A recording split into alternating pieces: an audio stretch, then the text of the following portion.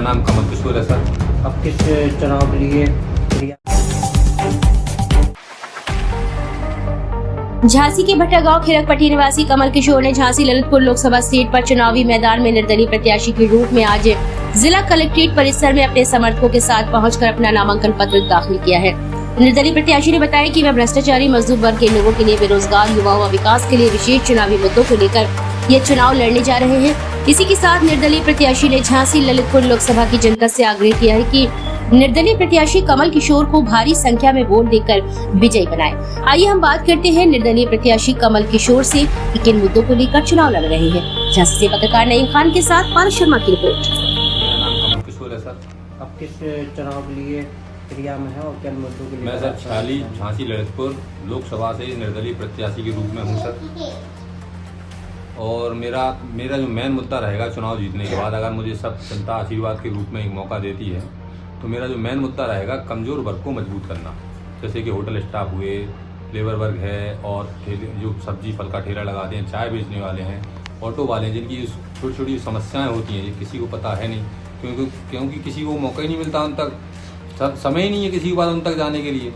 जब तक चुनाव जब तक हैं, जब अभी तो मैं बोल रहा हूँ तो हो सकता है चले जाए कोई, लेकिन अभी उसके बाद किसी भी नेता को समय नहीं मिलता है उनके पास जाने के, पूछने के लिए कि भाई ये समस्या क्या है, आपकी क्या परेशानी है, तो हम सब मिलकर दूर करें। तो वो सब में मेरा मुद्दे हैं सर। अभी आपके क्षेत्र में क्या क्या समस्याएं आपको देखने को मिली, आप भ्रमण कर रहे हैं? सर सबसे पहले तो हमारे गांव की सड़क ही है सर, खिरकपट्टी भट्टे गांव की, जो हमने सबसे प्रार्थना करके, आवेदन करके, निवेदन करके सब देख लिया, किसी ने हमारी सड़क नहीं बनवा पाई अभी तक। तो हम सब ने, पूरे गाँव ने, आसपास के गाँव ने मिलकर ये निर्णय लिया है, सबकी जनता ही का निर्णय है कि अब हम खुद चुनाव लड़ेंगे और अपनी सड़क खुद बनवाएंगे जीतने के बाद।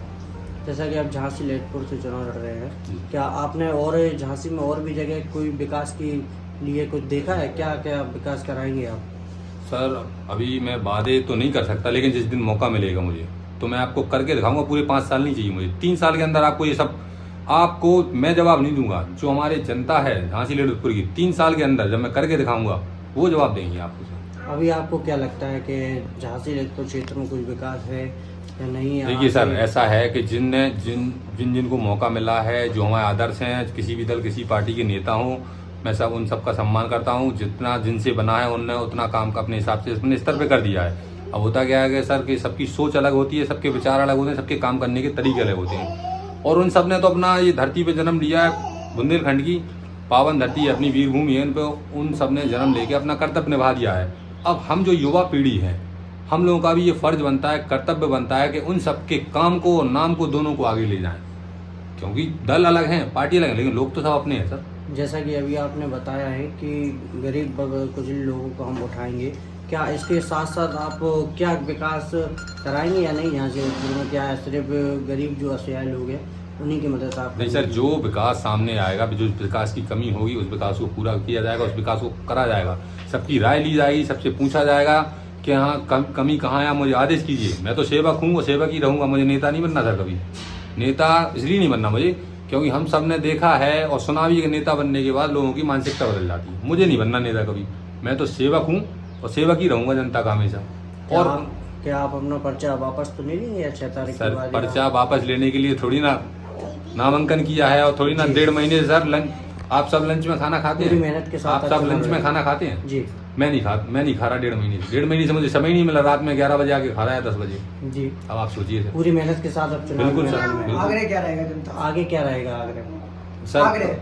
प्रार्थना यही रही है सभी झांसी ललितपुर की जनता से, इतनी प्रार्थना करूंगा उन सबके चरण छू के कि वो मुझे एक मौका दे दें, बस अपने आप को साबित करने का, उनकी सेवा करने का एक मौका दें। तो उनकी सेवा में मैं कभी पीछे नहीं रहूंगा, ना उन्हें कभी भी।